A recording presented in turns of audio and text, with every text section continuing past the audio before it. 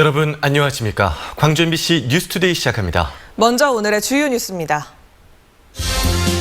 5.18 광주 민주화운동 40주년 기념식이 오늘 최후 항쟁지인 옛 전남도청 광장에서 엄숙히 거행됩니다.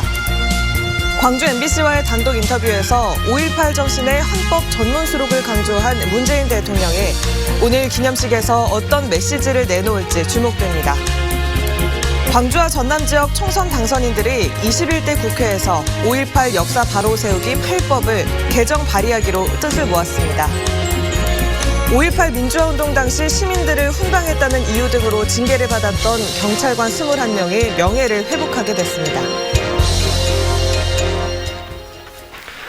오늘은 5.18 민주화운동 기념일입니다. 40주년 불혹을 맞은 올해 5.18 기념식은 국립 5.18 민주묘지가 아니라 최후 항쟁지인 옛 전남도청 광장에서 처음으로 열리는데요. 기념식 현장에 나가 있는 취재기자 연결해서 자세히 들어보겠습니다.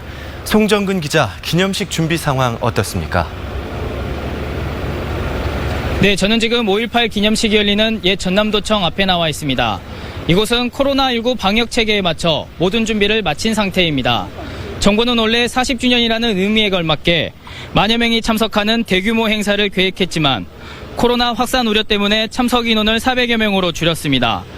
5.18 민주화운동이 국가기념일로 지정된 이후 매년 기념식은 국립 5.18 민주묘지에서 열렸는데요. 올해는 처음으로 5.18 최후 항쟁지인 이곳 5.18 민주광장에서 개최합니다. 세월은 흘러가도 산천은 안다를 주제로 열리는 이번 기념식은 5.18 유족인 최정희 씨가 계엄군 총격에 희생당한 남편의 이야기를 전합니다. 또 김용택 시인이 이번 기념식을 위해 집필한 바람이 일었던 곳이라는 묵념사를 5.18 구속 부상자 회장이 낭독할 예정입니다. 올해는 5.18이 40주년을 맞은 만큼 문재인 대통령의 기념사에도 관심이 집중되고 있는데요. 문 대통령은 최근 광주 MBC와의 인터뷰에서 다시 개헌이 논의된다면 5.18 민주화운동과 6월 항쟁 정신을 헌법 전문에 실어야 한다고 밝힌 바 있습니다. 여야 정치권도 오늘 기념식에 참석할 예정인데 특히 당 일각의 5.18 망언에 대해 사과의 뜻을 밝힌 미래통합당 주호영 원내대표의 행보도 주목됩니다. 지금까지 옛 전남도청 앞 5.18 민주광장에서 MBC 뉴스 송정근입니다.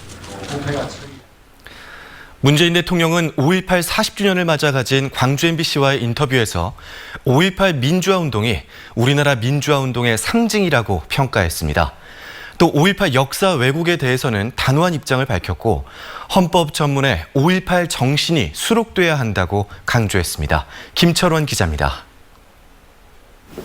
광주 MBC 5.18 40주년 연중기획 내 인생의 5.18 10번째 주자로 출연한 문재인 대통령은 5.18의 헌법 정신을 강조했습니다. 5.18이 우리나라 민주주의의 상징인데도 현재의 헌법에는 빠져 있다며 국민 통합을 위해서라도 앞으로 추진되는 개헌 때 헌법 전문 수록이 반드시 필요하다고 말했습니다. 또 그렇게 돼야만 5.18이나 또 6월 항쟁의 성격을 놓고 국민들 간의 동의가 이루어지면서 국민적 통합이 이루어질 수 있다고 믿습니다. 밝혀내야 할 최우선 핵심 과제로 발포 명령자 규명을 꼽은 문 대통령은 시신 안매장과 헬기 사격은 물론 진실을 은폐하는 공작 행위에 대해서도 진상규명이 필요하다고 말했습니다. 5.18 역사 왜곡과 폄훼에 대해서는 단호한 입장이었습니다. 표현의 자유는 존중돼야 하지만 민주주의를 파괴하는 왜곡까지 인정될 수는 없다며 선을 그었습니다. 네, 그러나 그 민주주의의 그 관용이 민주주의를 파괴하는 그런 여러 가지 표현 행위에 대해서까지 인정될 수 있는 것은 아니라고 생각합니다. 40년 전 전두환 신군부의 5.17 군사 쿠데타에 따른 예비 검속 때 경찰에 붙잡혀 수감되기도 했던 문재인 대통령은 5.18 하면 가장 생각나는 인물로 노무현 전 대통령을 꼽았습니다. 87년 5월에는 당시 노무현 변호사와 제가 주동이 돼서 부산 가톨릭 센터에서 5.18 광주 비디오 마지막 관람회를 가졌습니다. 그런 일들을 이제 함께 했던 그 노무현 변호사, 광주 항쟁의 주역은 아니지만 그러나 광주를 확장한 그런 이제 분으로서 기억을 하고 싶습니다. 5.18을 우리나라 민주주의의 상징이라고 평가한 문재인 대통령은 최근 출범한 5.18 진상조사위원회에 적극적인 지원을 약속하기도 했습니다. MBC 뉴스 김철원입니다. 5.18 광주 민주화운동 40주년 기념일을 맞아 여야 정치인들이 대거 광주를 찾습니다. 더불어민주당 이해찬 대표와 김태년 원내대표 등 당 지도부는 오늘 5.18 민주광장에서 열리는 기념식에 참석한 뒤 전일 빌딩에서 현장 최고위원회의를 개최할 예정입니다. 미래통합당 주호영 원내대표와 김성원 원내대변인도 5.18 기념식에 참석한 뒤 5.18 묘역을 참배할 것으로 알려졌습니다. 또 정의당 심상정 대표, 민생당 김정화 공동대표도 각각 기념식에 참석하고 열린민주당 최광욱 대표 등 지도부도 5월 묘역을 참배할 예정입니다.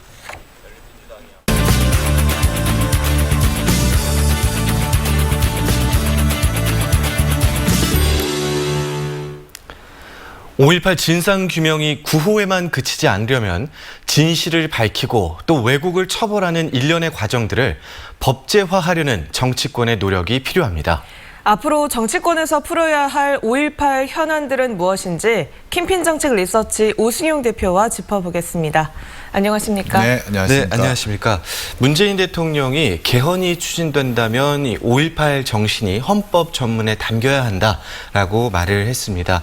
다가올 국회에서 이 5.18 정신이 포함된 개헌 추진 가능하다고 보십니까? 우선 5.18 정신의 헌법 전문 채택은 5.18 전국화의 완성이라는 점에서 매우 의미가 큽니다. 민주화운동의 역사가 헌정체제의 한 축을 구성한다는 것인데요. 다만 5.18 정신의 내용이 무엇인가, 자유주의, 공화주의, 민주주의와 구분되는 5.18 정신의 내용을 어떻게 채울 것인가는 우리의 과제인 것 같습니다. 한 가지 더 학계와 시민사회의 합의를 통해서 정치권과 대통령이 수용하는 바텀업 방식의 이런 접근 과정이 더 필요하지 않을까라는 생각을 하고 있습니다. 네, 지난 20대 국회에서 5.18 역사 왜곡 처벌법이 5차례나 발의가 됐음에도 불구하고 현재 자동 폐기될 운명에 처했는데요. 21대 국회에서는 법안 처리가 가능할까요? 네, 5차례 발의가 됐지만 처리가 안 됐던 것은 정치적인 논란의 이유도 있지만은 또 하나는 이 법이 헌법이 보장하고 있는 표현의 자유와 충돌하는 부분이 있기 때문인데요. 신중한 접근이 필요한 부분이 있습니다. 민주주의는 의견의 다원주의가 필요하기 때문인데요. 다만 정치적인 목적을 가지고 국론 분열을 지속적으로 획책하는 그런 혐오 발언에 대해서는 제재 수단을 강화할 필요는 있을 것 같습니다. 이때 형법을 강화하는 개정으로 갈 것인가, 아니면 특별법을 제정해서 처벌하는 방식으로 갈 것인가에 대해서는 21대 국회에서 신중하게 토론할 필요가 있을 것 같습니다. 네, 5.18 진상규명 특별법도 개정이 필요하다는 목소리가 있습니다. 가능하다고 보시나요? 가능하다고 보고요. 방향은 크게 한 4가지 정도로 잡아야 될 것 같습니다. 우선 자료 접근권을 지금보다 강화할 필요가 있습니다. 그러기 위해서는 국방부, 기무사, 그리고 국정원과 같은 국가기관의 협조 의무를 법으로 좀 강조하는 그런 규정이 필요할 것 같고요. 그리고 압수수색 권한이 없다 보니까 여러 가지 조사에 어려움이 있습니다. 수사기관이 아니기 때문에 검찰과 같은 압수수색권을 갖지는 못하겠지만 그에 준하는 검찰의 압수수색을 보다 더 원활하게 요청할 수 있는 그런 법 장치의 강화가 필요할 것 같습니다. 동행명령권이 없다 보니까 참고인들, 증인들이 출석을 안 하더라도 제재할 수단이 마땅치 않습니다. 과거 국회에서 인사청문회라든지 청문회와 같은 그런 엄격한 불참 시의 제재 수단들이 좀 강구된다면 좋을 것 같습니다. 마지막으로 지금 너무 적은 인력으로 많은 사건들을 조사하고 있는데요. 인력의 보충이 아울러 이루어진다라면 원활한 조사 이루어질 것 같습니다. 네, 5.18 진상규명조사위도 본격적인 활동을 시작을 했죠. 대표님께서도 진상조사위원이신데 조사 앞으로 어떻게 진행이 될까요? 네, 지난 5월 11일이었습니다. 조사 개시 명령을 내렸는데요.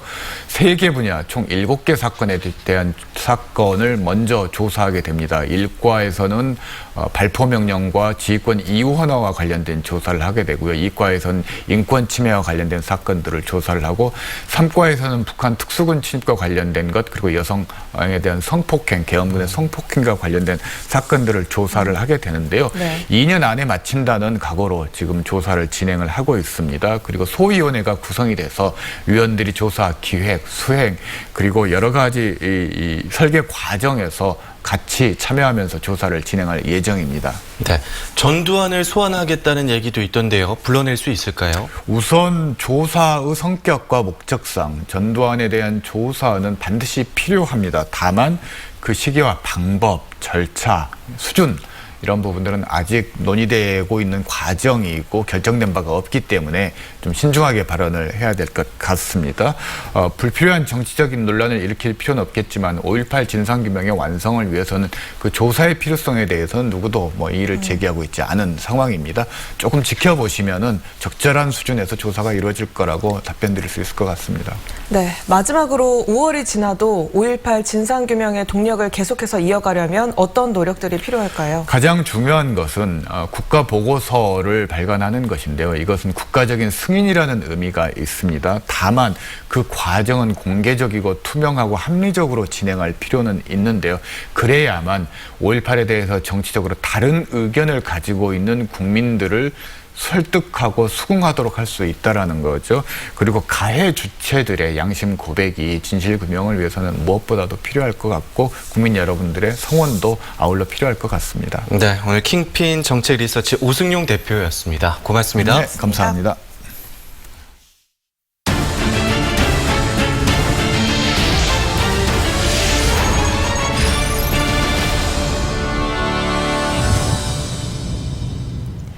(5.18) 민주화 운동 당시 계엄군의 남편을 잃은 유가족이 있습니다. 지금은 80대가 된 이 할머니는 극우 세력들에 의해 북한군으로 지목되기까지 했는데요. 가해자들이 제대로 된 처벌을 받지 않은 걸 이해할 수 없다고 말하고 있습니다. 박영훈 기자가 만나봤습니다. 1980년 5월 20일 멀쩡한 남편을 황망하게 떠나보낸 40년 전 그날은 어제처럼 선명합니다. 그 애매한 사람들. 고등학교에 다니던 큰아들 하숙비를 들고 광주를 찾았던 당시 47살의 남편은 광주 교도소 앞에서 계엄군의 진압봉 등에 맞아 숨졌습니다. 해남 집에서 배를 타고 목포로 나와 다시 버스에 옮겨 타 찾았던 광주 망월동. 무자비한 구타에 얼굴조차 분간이 어려웠지만 남편 주검은 한눈에 들어왔습니다. 하얀 뭐지 강목 차도로 덮어놨니 스타이가 보이니 식구가 나오대 떠들어먹기. 평생 농사밖에 몰랐던 남편이 무슨 죄를 졌길래 제비새끼처럼 엄마만 바라보던 자식 6을 품에 안은 채 울음을 참고 또 참아도 이 물음은 가슴을 떠나지 않았습니다. 허물어진 일상에 신봉리 할머니의 아픔을 더한 건 5.18 당시 시민들의 사진을 두고 북한 특수군이라고 지목한 이른바 광수 시리즈. 이 황당한 주장 속에 남편을 잃은 심 할머니는 139번 광수가 돼 있었습니다. 땅끝에서 광주와 서울을 오가며 지난해 4년여의 긴 소송을 이겼지만 상처는 깊게 남았습니다. 보단지 가만히 있는 사람을 구라고시오. 내가 저보고 옷을 주라가요 밥을 주라가요. 별꼴을 다 봤더라. 가족 파탈 내불고도 그래도 무엇이 미련이 있는 거야. 나를 또 간첩으로 몰아해서 죽었어. 남편과 함께 무고한 생명들이 국가의 폭력에 영문도 모른 채 세상을 떠난 지 40년. 전두환 씨를 포함해 아직도 반성 없이 활보 중인 가해자들을 보며 심 할머니는 80년 5월부터 가슴 깊은 곳에 옹이진 한을 다시 힘겹게 꺼냅니다. 우리 대한민국 법이 저렇게도 사람이 없고 저렇게도 시원찮은 거. 떼죽을 죽여서도 그저 저렇게 진역 한 번을 안 보내고 멀쩡하고 살아도 일반 사람 하나 죽으면 진역 안 보내요. 나 그거 희한하다 그 말이야. MBC 뉴스 박영훈입니다. 프란치스코 교황이 5.18 40주년을 맞아 치유와 공감의 메시지를 전해왔습니다. 교황의 메시지는 어젯밤 광주 임동성당에서 열린 5.18 40주년 기념미사에서 주한 교황대사가 대신 낭독했고 이 자리에는 염수정 추기경과 김희중 대주교 등 각 지역의 교구장들도 함께했습니다. 교황의 메시지 직접 들어보시겠습니다. 교황님께서는 이번 기념회를 통해 무엇보다도 인권을 수호하기 위해 자신의 목숨을 바친 모든 젊은이들의 희생이 기억되기를 기도하십니다. 올해로 불혹의 나이를 맞은 5.18, 한국 민주주의의 일대 전환점이었습니다. 40년이 지나는 동안 그 누구도 부인할 수 없는 위상을 갖게 됐는데요. 그럼에도 불구하고 여전히 5.18을 흔드는 5.18 앞에 남겨진 앞으로 40년의 숙제 무엇일까요? 이재원 기자입니다. 대한민국의 정치 권력을 잡기 위해 광주를 희생시킨 신군부. 여기에 맞서 광주 시민들이 보여준 5.18은 부당한 정치 권력에 맞선 정치적 저항이었습니다. 이후 8, 90년대를 거치면서 5.18은 민주화 운동 진영의 정신적 지주가 됐고 학창시절부터 진상규명을 외치던 86 세대들은 5.18을 자양분 삼아 2000년 이후 정치 권력을 잡기 시작했습니다. 한국 현대사 민주주의의 분수령이다라고 하는 부분은 이미 누구도 부인할 수 없는 그런 위상이라고 볼 수 있겠고요. 그 결과 대한민국에서는 대통령이 직접 나서 헌법 전문의 5월 정신을 명시하자고 외치는 시대가 열렸습니다. 광주 항쟁이 발발한 지 꼭 40년 만입니다. 5.18을 부정하는 세력이 대한민국의 권력을, 통치 권력을 가질 수 없는 시점으로 가고 있다. 그런 점에서는 5.18이 그동안의 억울함, 그런 것으로 조금 더 벗어나고 있다 이렇게 생각합니다. 그리고 이들 정치 권력에게 남겨진 과제는 바로 5.18에 대한 정치적 평가의 마무리입니다. 정치적 평가가 완성되지 않다 보니 5.18에 대한 역사 왜곡이 끊임없이 시도됐고 보수 정권 아래에서는 진상 규명을 조직적으로 방해하려는 시도도 나올 수 있었습니다.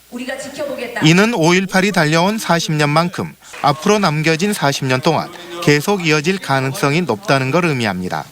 시민들이 일어난 어떤 민주주의의 운동이기도 하지만 그 자체가 정치적이죠. 그러다 보니까 그 정치적 시효가 끝나지 않았어요. 5.18은 아직도. 그렇기 때문에 왜곡이 있는 거거든요. 40년 동안 한국 민주주의를 선도하며 민주 세력의 정신적 지주가 되어온 5.18. 앞으로 남겨진 40년 동안 가장 먼저 풀어야 할 숙제가 바로 정치 권력에 의한 정치적 시효의 완성입니다. MBC 뉴스 이재원입니다. 21대 총선에 당선된 더불어민주당 광주 전남 당선인들이 5.18 관련법 개정에 힘을 모으기로 했습니다. 더불어민주당 광주 전남 당선인 18명은 보도자료를 내고 21대 국회 개원 즉시 5.18 역사 바로 세우기 8법을 개정 발의하겠다고 밝혔습니다. 이들 법안들은 진상규명조사위원회 역할과 권한 확대, 역사 왜곡 처벌 강화 등을 담고 있습니다. 이에 따라 역사 바로 세우기 8법 가운데 어떤 법안이 다음 달 개원하는 21대 국회의 1호 법안이 될지 주목됩니다. 5.18 민주화운동 당시 징계를 받았던 경찰관 21명의 징계 처분이 부당한 것으로 판정돼 취소됐습니다. 경찰청은 경찰청 중앙징계위원회와 전남지방경찰청 보통징계위원회를 개최해 심의 의결한 결과를 토대로 총 21명에 대한 징계 처분을 직권 취소했다고 밝혔습니다. 이번에 징계 처분이 취소된 21명은 양성우 전 전라남도 경찰국 경무과장, 안수택 전 전남도견 작정과장, 김상윤 전 나주경찰서장 등으로 이들은 시민들을 훈방하거나 시위대와의 충돌을 최소화했다는 이유 등으로 신군부에 의해 감봉, 견책 등의 징계를 받았습니다. 어제 오후 4시 40분쯤 광주 남구 주월동의 5층 높이 아파트 3층에서 불이 나 20여 분 만에 꺼졌지만 이 과정에서 주민 20여 명이 긴급 대피했습니다. 이 불로 인명피해는 없었지만 주방과 거실 등 16제곱미터가 타 소방서 추산 1,200만 원의 재산 피해가 났습니다. 소방당국은 다용도실에 촛불을 켜둔 채 외출했다가 불이 난 것 같다는 집주인의 진술을 토대로 정확한 원인을 조사하고 있습니다. 조선 수군 재건길이라고 들어보셨나요? 이순신 장군이 명랑해전에서 대승하기 전 승리의 전기를 마련했던 지역인데요. 현세 학생들이 이 길을 걸으며 장군의 정신을 되새겨보는 특별한 행사가 열렸습니다. 조희원 기자가 다녀왔습니다.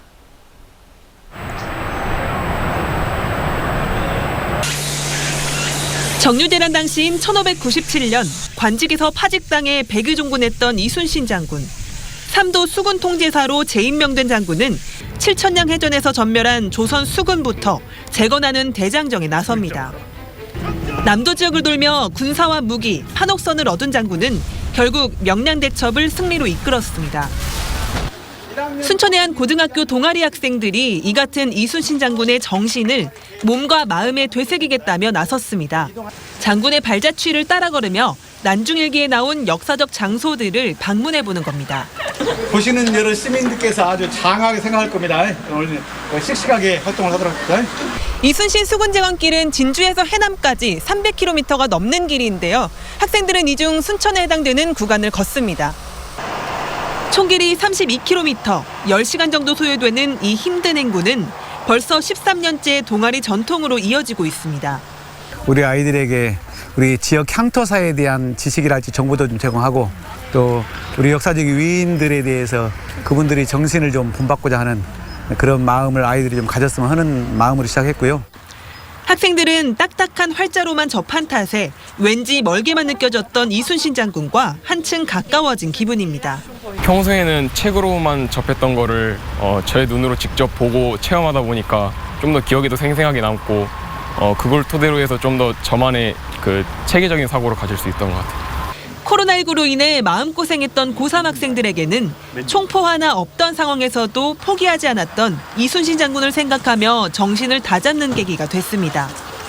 힘든데 약간 이걸로 해서 인내심을 기르는 걸 좀 뿌듯하고 좋아요. 저희가 그 정신을 이어받는 느낌이라고 해야 되나? 그런 느낌이 있어요. 교실을 벗어나 역사의 현장과 직접 마주한 학생들. 지역 문화유산의 소중함을 느끼고 자랑스러운 선조들의 숨결을 몸소 체험한 아이들의 꿈은 한 뼘 더 자랐습니다. MBC 뉴스 조희원입니다.